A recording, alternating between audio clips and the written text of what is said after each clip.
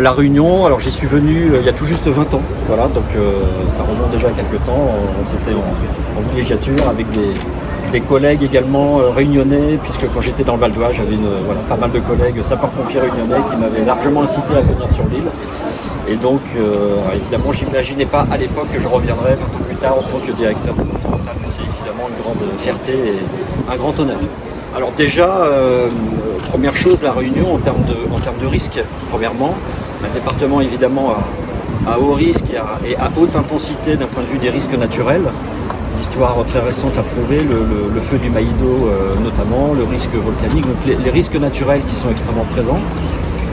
Une pression en termes de population, en termes de démographie qui fait que les risques également courants sont en constante augmentation en volume, même si on est un petit peu en trompe-l'œil avec l'année Covid, mais en tout état de cause des enjeux extrêmement importants.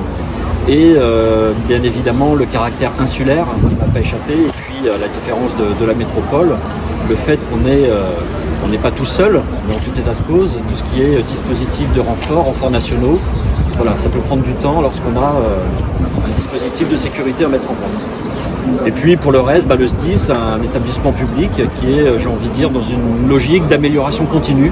Et c'est dans cet état d'esprit que j'arrive pour reprendre l'ensemble des dossiers en tant que directeur de cette administration et avec le conseil d'administration contribuer à sa modernisation, à son développement et j'ai envie de dire une gestion en toute sérénité pour l'ensemble des personnels.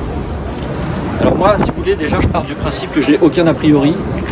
L'histoire étant ce qu'elle est, on en tient toujours compte et on regarde malgré tout devant. Moi je pars du principe que le directeur départemental est bien évidemment en symbiose avec les élus, le conseil d'administration. Et ce qui est très important, c'est d'avoir une feuille de route et un collectif qui soit très clair sur les rôles des uns et des autres. Et le rôle du directeur, c'est aussi de s'adapter aux personnalités qui sont diverses et variées. Donc c'est tout ce qu'on doit attendre, je pense, d'un directeur. Alors si vous voulez, le dialogue social, moi je considère que c'est quelque chose d'extrêmement important dans un établissement public comme le nôtre, bien évidemment. Je pars du principe qu'on a des organisations représentatives qui sont là pour être dans cette logique donc, de dialogue. Ça veut dire dans un premier temps les écouter, les rencontrer. C'est ce qui est d'ores et déjà prévu à mon agenda, puisque je vais rencontrer l'ensemble des organisations les unes après les autres. À l'issue, j'ai l'intention de faire, si vous voulez, une sorte d'état des lieux des dossiers qui sont ouverts ou à ouvrir, pour ensuite proposer, on va dire, dans le cadre d'un agenda social avec le président, une feuille de route des différents dossiers ou chantiers à ouvrir ou à finaliser, en prenant en compte une donnée essentielle qui est la temporalité. Voilà, on ne peut pas ouvrir tous les dossiers en simultanéité au risque, on va dire, de se disperser et de s'épuiser. Donc l'essentiel, c'est d'être tous d'accord sur l'ordre de priorité qu'on veut donner. Et ensuite, on conduit les dossiers avec des groupes de travail, un accompagnement. Et ensuite, le conseil d'administration tranche. Et on est là pour mettre en application les décisions qui seront posées dans le cadre de la légalité. Alors deux choses, si vous voulez. D'abord sur la notion de caillassage, c'est évidemment un acte qui est absolument inqualifiable. Et pour toutes ces situations-là, le service d'incendie protégera les agents, les accompagnera et ce sera systématiquement associé d'un dépôt de plainte, ce qui est d'ores et déjà le cas pour l'affaire du port. J'ai pris en considération également l'ensemble malheureusement des actes d'incivilité qui ont été commis envers les sapeurs-pompiers l'année dernière. Ils sont trop nombreux et ceux-là sont également suivis de très près.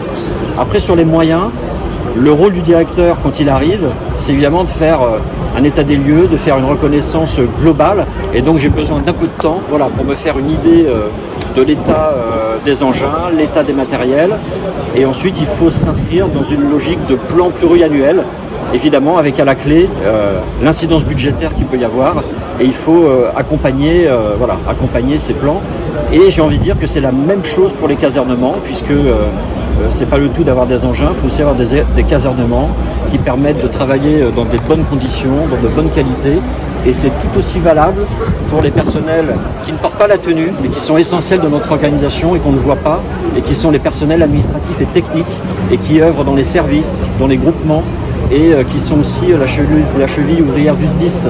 Voilà, si les camions partent en intervention, c'est parce qu'on a toute une chaîne qui est en place, et ça emporte également les personnels qui ne portent pas la tenue et qui sont essentiels à notre dispositif.